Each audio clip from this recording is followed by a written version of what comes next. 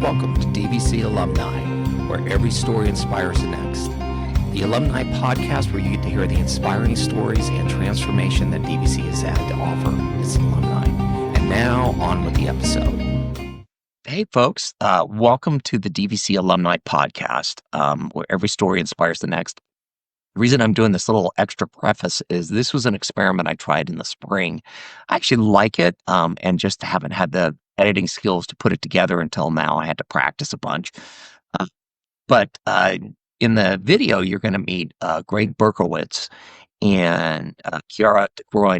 Kiara is the subject of a previous podcast, and she's very interesting, very enthusiastic young lady, very smart. And Greg is an alumni also of DVC and has started a business at called Berks Beans, and that's really a lot of what they talk about is coffee beans and the magic of it and kind of the science behind it. And you can see where he's really gone down a rabbit hole in a good way and turned what was originally just kind of a gosh, I need something to do into a thriving business. Very knowledgeable. He's learned a lot about beans, and he and Kiara is going to be talking about that quite a bit. If you want to reach out to them or you want to learn more about Greg's business, and I certainly suggest he's got amazing coffee and can teach you a lot about it, just reach out to berksbeans.com, or you can find him at 1717 Solano Way, number 12, Concord, California. Or you can always email him at beanteam@berksbeans.com. Call him at 925-588-9164. And yeah, I suggest you really reach out to him because he had amazing coffee and is a very, very gracious host. So, and now on with the podcast. I can do that. Hello. Hey, hi. How are you? Nice All right. Are we ready? Yeah. Okay. And we're live. Good morning. Good morning. How are you? I'm doing great. How are you? I'm wonderful, man. You took my question. I did? Yeah. How are you? I'm wonderful. I am doing great. I got Perfect. my coffee. I got a good company and a camera that's on us, and yeah, I'm fine. Amazing. This is the cutest place I have been to. It's so adorable. And you have, I've known you for a whole 5 minutes, but in these 5 minutes, it has been such a delight. So how did you get into coffee? Oh, how did I get into coffee? I've always loved coffee. I mean, who doesn't love coffee? I mean, every morning you have coffee and you go down and get the normal off-the-shelf stuff. And one day, when I got into roasting coffee, I was sitting there at a place called Beer, and More Beer. It's over in Concord and down the street. And I was looking for some stuff for my kegerator. And I looked at this machine and I said, "What is that?" And they said, "This is a coffee roaster." I'm like, "A coffee roaster? Look like a toaster oven." And so I said, I think I want to get that. So I ended up getting my wife bought me a gift for the holidays, and I started roasting coffee using a toaster oven, and it's called a Beemore. And it was great. It was just this cylinder that just would toast coffee. And I set the fire alarm off probably 20 times, burned beans, under roasted beans. I had no idea what I was doing, but I enjoyed it because, before I started roasting coffee, I loved smoking meats. And everyone said, "Greg, open a restaurant." And I'm like, I'm not opening a restaurant. I mean, you open a restaurants go out of business pretty fast. And, cause you either don't make enough or you make too much and it's just, you usually are playing catch up, right? Mm-hmm. And so I said, didn't want to do that. But when I started roasting coffee, I was getting that same sensation, because it's the science of a meat, but this is the science of a bean. Mm-hmm. And once you figure it out and dial it in, it's little tweaks. It was fun. And I got really, really excited. So I was literally a home hobby that blossomed into a company that's been kind of cool. So, wow. Look at you now. Look at me now. I know. So I understand you went to DVC too. I did. What did we do at DVC? How did that transition? Was there anything a part of there that brought you here? Nothing except nothing at all. No, DVC was great. I didn't know what I wanted to do. When I got out of high school, I was at DVC. I said, I don't know where I want to go, what I want to do. So DVC was a great place to figure that out, and about a year in, I'm like, I kind of know I don't want to be here anymore. I want to go grow up, it's like, it's time to grow up. So, and so we ended up, went to college down at Long Beach State, had a year, and then you would come back and do summer school at DVC because why take an economics class down at Long Beach when I can take the same economics class at DVC and learn more, smaller class? That's what it was great. Says. It was great. I mean, I got better grades, you know, and then made it easier when I went back down to college because I wouldn't have to take that class and could take a fun one instead. So, but DVC was great. I mean, I learned a lot. I mean, I spoke at a class recently, and I attribute DVC to that because there was a teacher there, Mr. Johnston, who we taught speech, and he taught me the no fear of getting in front of people, and I'm like, it was great, you know. So to be able to do what I do now and not have the fear of talking to people, it's wonderful. Amazing, isn't it? So when you're roasting coffee, Yes. and you were going through your little burn bean process, Yes. Oh yes. Yeah. I know we were briefly talking before about how there's multiple levels of roast, and sometimes people don't even know if it's a true light, medium, or dark that they actually like. So what did you do when you were creating your blends that helped you figure out what those levels actually were? Trial and error, exploring, playing. I mean, you know, when I started roasting and not really knowing what I was doing, you make a ton of mistakes, and then you can figure out what works and what doesn't work. When I started learning how to roast well, I'll say, because I'm not gonna. I mean, I think I'm a good roaster. I'm not the best out there, but I'm really good at it, and I make a good product, and I think people see that. But it's trial and error. It's once you figure out a particular bean, because every bean's different. You know, I mean, a Robusta bean is going to roast differently than an Arabica bean, and once you figure out the intricacies of the bean, you can tweak it. Because when you go to the market and buy coffee, or you go to Starbucks or Pete's, they're telling you how you should have their coffee.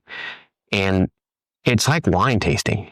You know, you might not like a Cabernet, or you might want to have a Pinot instead. And so all the grapes are very similar. It's just, how does the person make that wine? Well, the same thing applies to coffee and coffee beans. So when I make a blend, it's pulling the flavors from different beans that I know are out there and putting them together and trying to find the right ratios and playing with it until you find something that you're like, that's it. And when people come back and buy it more, oh my gosh, and then you know you hit it. So, yeah. Amazing. I'm so sorry about Turn that off. I really thought it was off. I'd like to apologize formally. So X that out. So whenever I know that, so my mom has been a dyed true Pete's coffee fan, and we typically experience it by having it with milk, sugar, syrups, everything like that. But you like pour over. I do. I think pour over is beautiful. I think it's artistic. I like it makes an amazing cup of coffee. It's not the only way to drink it. And in every method, it's going to produce a little bit of a different result.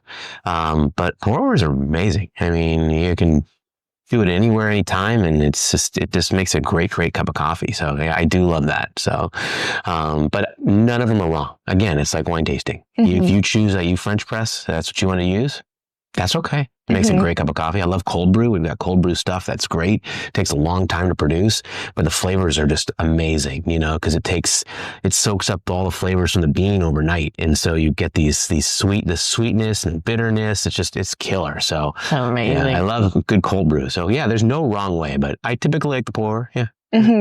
So how about we go to our lovely bean collection that you have here? Oh my gosh, I didn't even see this. You have like little... So this right here are all of our roast levels. So I show what a raw bean looks like all the way to a roasted bean. So when people come in and they go, oh, I want my dark roast. I'm like, well, how dark do you want it? So that's like my call the fire department, which I call my Italian roast. That's dark, oily. That's what you typically see a lot of. When you're roasting coffee, when you roast, you start the process, there's many levels. And so what I did is I stopped it at each level, from a cinnamon roast to a light roast, or a cinnamon's kind of like a white, you know, some people like it. It's very nutty. It's more tea-like, not very common, but it's there. And then like this one's my Italian roast. But when you start roasting coffee, you have multiple levels of There he goes. Okay. So when you roast coffee, you go from a raw bean, there's still moisture in the bean, right? Mm-hmm. And so you're drying the bean out. And as you're drying it, it's got different levels. When you get to a certain point, it's called the first crack. That's when the moisture starts leaving the bean and it sounds like popcorn. And it's cool. So you're like, all right. So when I roast, it's an artisan style. So it's really based on time, temperature, and sound. So I'm listening. I'm waiting for that crack because now I know that bean's right at that light stage. And then when you go further in the roast, you have the second crack. And the second crack is where the bean actually changes its structure and the oils from the interior of the bean move to the exterior of the bean. So that sounds more like Rice Krispies over milk, and that's further in the roast. So now you're getting into the dark level. And so it's like really rapid and it's really fast cracking. So each one tells me when I'm listening, it tells me where I'm at. And like I said, each bean's very different. So one bean might be there quicker than another bean. So, but it's really cool. So I let people see what it looks like, but most of the time people think they like dark, but a lot of times they like a full city roast, which is a medium dark like that, right before the oils start cracking. So, yeah. Wow. So when the oil film that happens on the outside, because you know the expiration date on coffee, for instance, do you happen to know what's happening to the compound of the coffee? Because I'd like to say I know, but honestly I don't. And so they're the only date that's important on coffee, and if I can get one of my bags right there, there's only one date that's important on coffee, and that's the born on date. That's when it's born, and that's the roast date. Every other date doesn't matter because the date, people tell you to stop, don't buy coffee, or I say don't buy coffee. They tell you when it's bad. Coffee is never bad. It doesn't go bad. It just goes flat. So the most important date is when it was born, which is the roast date, right? And the roast date, once you've roasted the coffee, it takes about 48 to 72 hours to degas because you're burning beans, basically. So you want the gas to leave. So if you're ever buying coffee, you always want to make sure it's got a valve because that lets the CO gases out and no oxygen in. Oxygen and moisture are the enemy of the coffee until you make it. But you want the beans to stay airtight and as long as they can. So after 48 hours, 72 hours, then nirvana hits. Okay, so this is when the bean starts getting better. That's when you want to start drinking it. So for the next 3 weeks after that, it's awesome. That's when you get to taste all those amazing flavors. So if you ever read something that says berry and honey and citrus, you're going to taste it in those first 2 to 3 weeks. And then after about 30 days, it kind of starts to decline. And then after 60 days, it flattens out. So it just goes flat. Coffee's still good. Most people know what it tastes like flat because everything you buy at the store and in most of the chains are flat coffee. It's old. It's old coffee. But when we send coffee, people always love it because they're getting it at the peak of freshness. So they go, why is your coffee so great? It's like, because I roasted it when you ordered it. So you get it in that perfect window.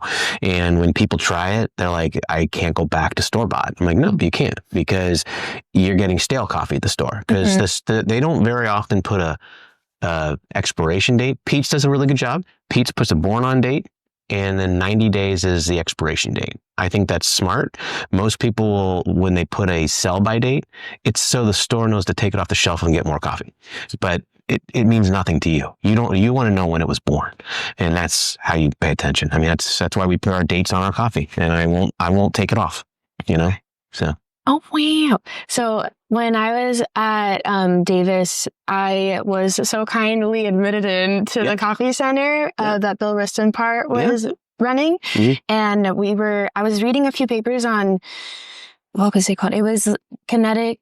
It was like the kinetic reaction that's happening when you're roasting and the roasting profile. So it was a temperature versus time. When you were messing around, did you notice what would happen to the flavor, the taste, like the absolutely and whatnot? Absolutely. So I don't do that anymore, but I used to have all the software and watch the graph and see when it crosses, and I think there's some science to it. And I think when you do different things along the roast, different results are going to come out, of course, right? If you, like when I started roasting, I used to roast with high heat early on, and it would get to the bean, where I wanted it really fast. My roast style changed probably 4 years ago, where I wanted to kind of go slow. I want to let it take its time to get to a certain point, and then I kick it up and finish it quickly. The result produced a better flavor coffee to me. And the response from people were really good. I think you can overcomplicate coffee when you're roasting it. And I mean, I rent our facility out to several roasters, and they bring their laptop in and they go check the graph. And I'm like, you have every right to do that. But after a while, I don't even pay attention to the graph anymore, because it's all about the time and the sound and the temperature that I'm paying attention to. So after several years, I just know what I'm looking for. And so every roast is going to be maybe a little different, but nothing so drastic that 90% of the people aren't going to know, So, but they know there's going to be a great quality cup of coffee. So where do you source your beans from? Ooh, so we're very fortunate because we live in a port area, so we can get beans from everywhere. So luckily there's 3 warehouses in Oakland and Alameda that can pick up beans all day long in large quantities. But I'll find a bean that I'm specifically looking for at a farm, and I'll get a sample, and then I'll route back to find out who the trader is that brings it in, because shipping in quantity, the quantity that I buy, which might not be a truckload, it's going to be hard. So I usually find who has it, and then I'll go back to the trader and say, I want that coffee because I got a sample of it and I really like it. So almost every farm has somebody they're connected to import stuff into here or the East Coast or wherever. So have you ever thought about, the pit that the bean grows in itself? Have you ever thought about I think it's called the Casavana? I don't know. Something, I might be so wrong on that. Okay. Don't quote me on that. But I won't. I know I went to a coffee convention. Yep. And there were so many people who were trying to sell that pit as like a tea so they could. You're talking about are you talking about it's like the actual. The skin and the rind. That might be what it is. So when you grow coffee, so this is a raw coffee bean, right? Mm-hmm. It's really kind of cool. So this is this right here. This is my fun one. I like this one better. So this is all different types of coffee beans, right? And so there's different ways to produce them. So when you have coffee, it's a cherry, like a cherry tree, right? Mm-hmm. And what you do is you remove the skin and the meat, and then you dry it out on concrete, on beds, and then you produce coffee, or a coffee bean that you can roast.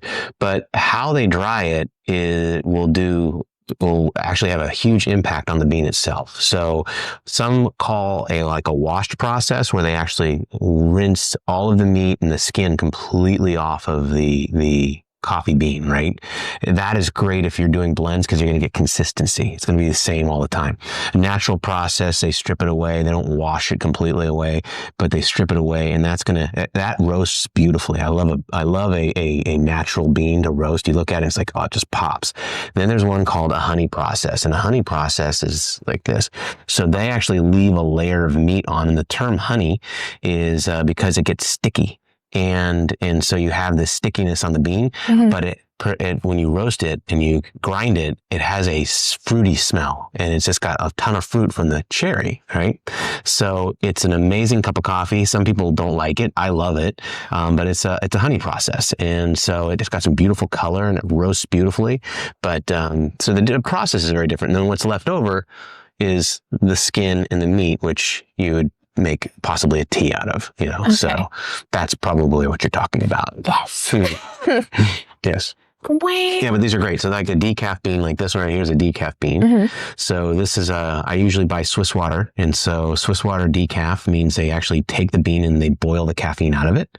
And there's a couple of Swiss water and mountain water process. It's great. About 98, 99% caffeine free, but it produces a great coffee. This is a Jamaican blue, which is an expensive high end. I mean, this coffee bean, 80% of what's produced in Jamaica goes to Japan. So the rest of the world gets the other 20%. That's why this is so expensive. Plus it's in the mountainous range, so they grow it in, and it's hand picked and hand inspected.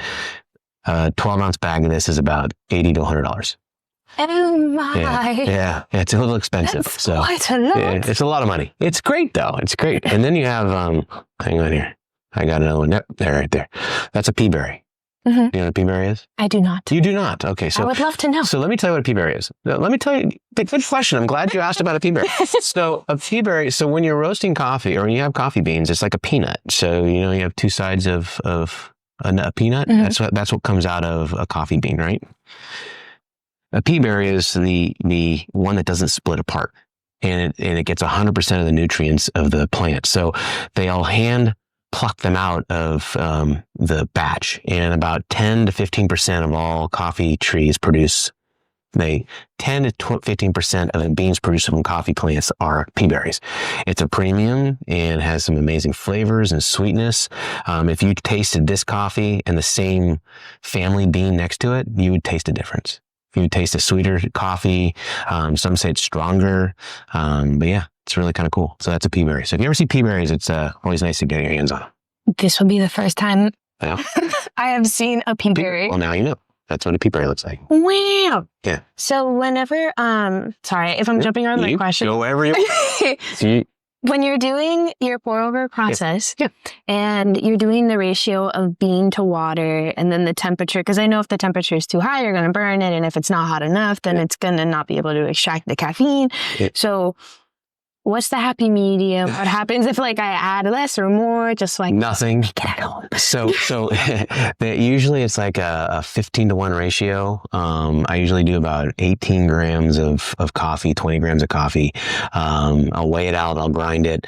But honestly, there's no wrong way to do it. I mean, if we want to be the science geek that does it, then it's you get the scale and you wait until you actually do the math. So if you have 15 grams of coffee or 18 grams of coffee, then you want to take that and multiply it by 15 to figure out how much water to put in there. And then you want to make sure it takes so long, which I think it's like, I don't know, you want to let the bloom happen for 30 seconds and then maybe 3 minutes to do a pour over. But if you mess up a little bit, it's not going to produce anything majorly different for you. And it's going to still be an amazing cup of coffee. I mean, the most important thing is make sure you're using good coffee. Mm-hmm. You know, if you use good coffee, then you're going to have a great cup of coffee, no matter what you do with your tweak.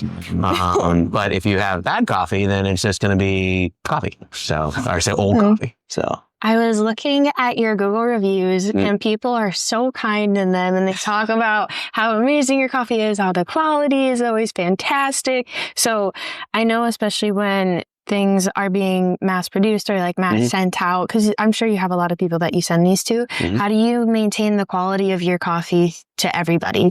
We roast order. So anybody we keep a very small amount of pre-roasted coffee. I mean, what we have on our shelf is what we have. So I roast everything to order. So people that subscribe for us, what we end up doing is like I'll come in on a Saturday or Sunday and I'll roast a week. And so everything that they get will be roasted over the weekend and then they'll get their coffee over the week. And so it's right at the peak of freshness. So everybody gets freshly roasted coffee. It's really, really important.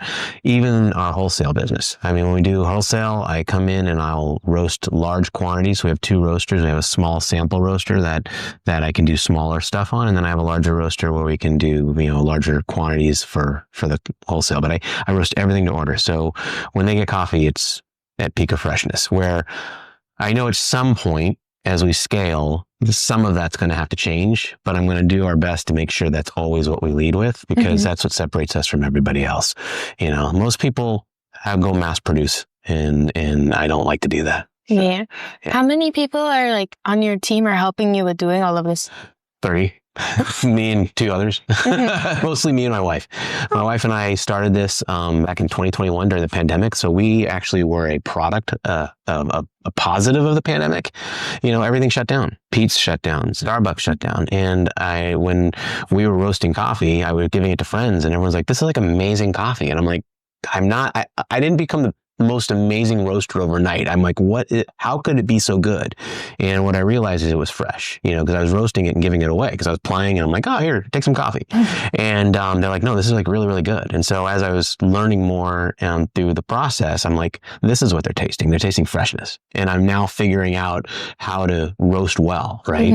And I never wanted to deviate from that. So when we were on a trip to the mountains, my kids dared me to start a company. And you should start selling it. And I'm like, no, I'm not going to sell it. This is insane. I enjoy it as a pastime, a hobby.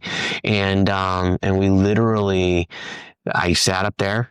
All good decisions come with alcohol. So we were probably drinking. And I literally sat down and I said, all right, so what will we call it?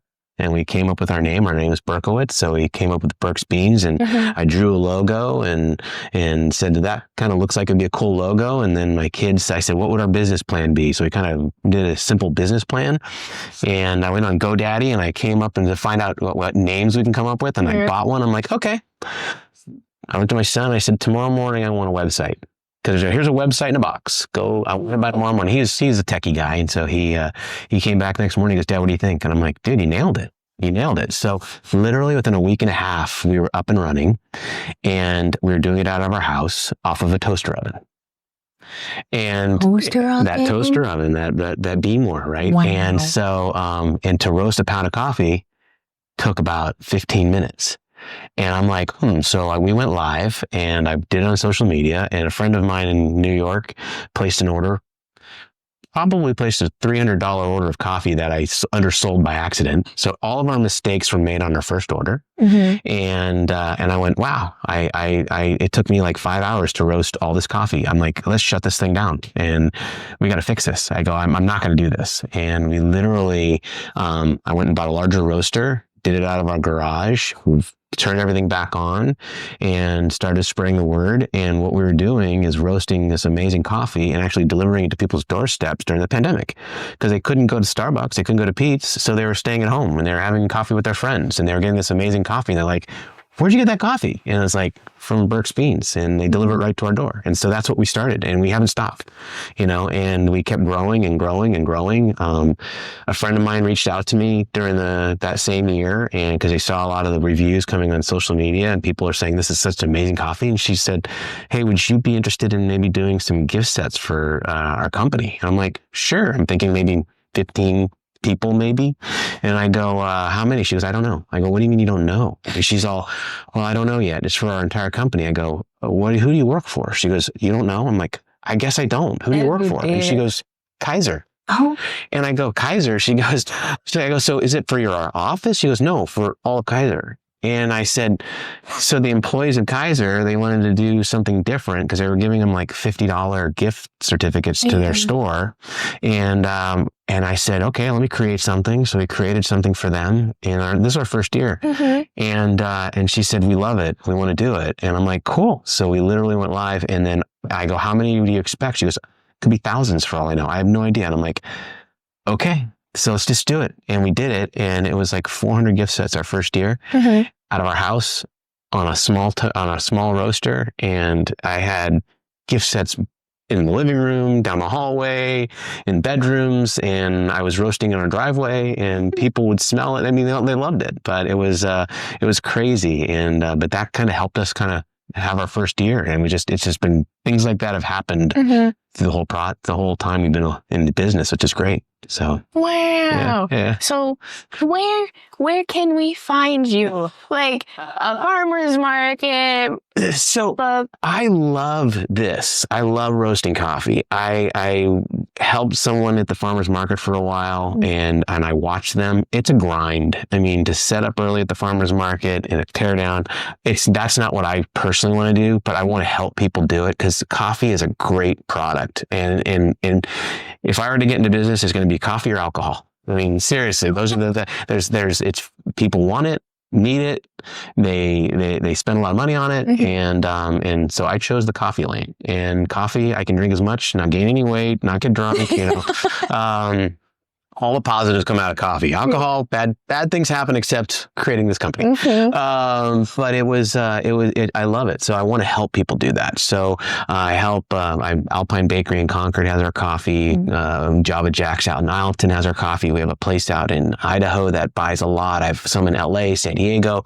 Not a lot locally except for like coffee carts and people like that. You can go on our website at Berks Beans. We set it up and make it as easy as possible so people can come in here. We're usually open on the weekends. I like not having set hours because I can come and go because I'm usually roasting in the evening. But we make it easy. We have lockers out front so people can put an order in and then they can pick it up. If we're not here, we send them a code and they like that because they can come at 10 o'clock at night and pick up their coffee. Like Starbucks is closed, but we have our coffee for you.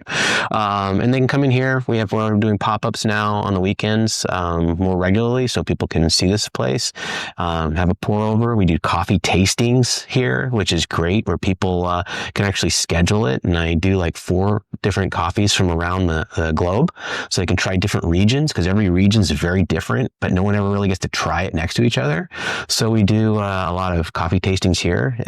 But yeah, it's fun. So to buy our coffee right now online mostly, or find one of our places, our partners are all tagged on our website. So if anybody wants to find one, or anybody interested in becoming a partner, just got to reach out, and we get really excited because we move mountains for people that want to buy our coffee.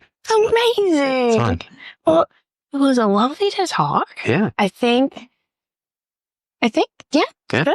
Well, thank you so much for telling me everything. You're welcome. I feel like a question is going to come up about 2 hours from now, and I'm going to wish I asked it. You can email me, text me, whatever you like, and I'll answer any Thank you question. so much. I'll probably come in and ask you to guide me through the No different problem. routes. Oh, we can. Absolutely. Okay. No, my pleasure. Oh, so nice to meet you. Pleasure. Absolutely. Thank you.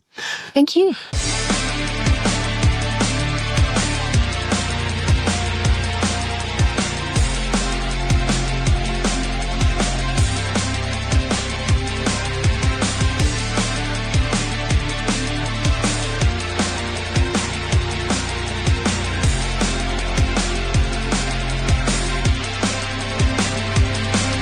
Okay.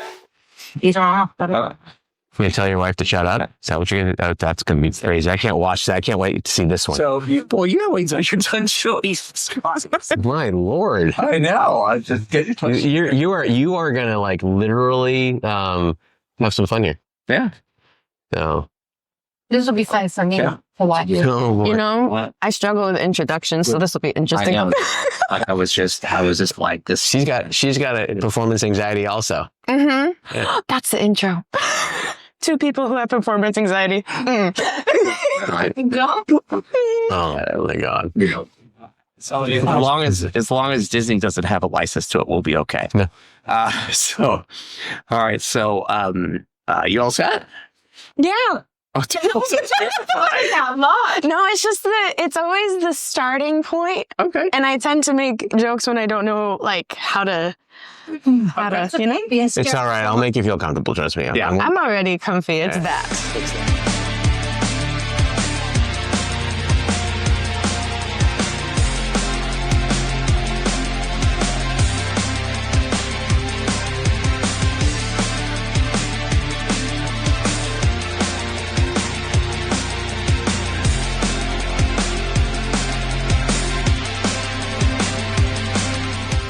Thank you for tuning in to DVC Alumni, where every story inspires the next, the podcast for the DVC Alumni Association. You can contact us at alumni@dvc.edu with any comments, and be sure to leave a like and subscribe to our podcast.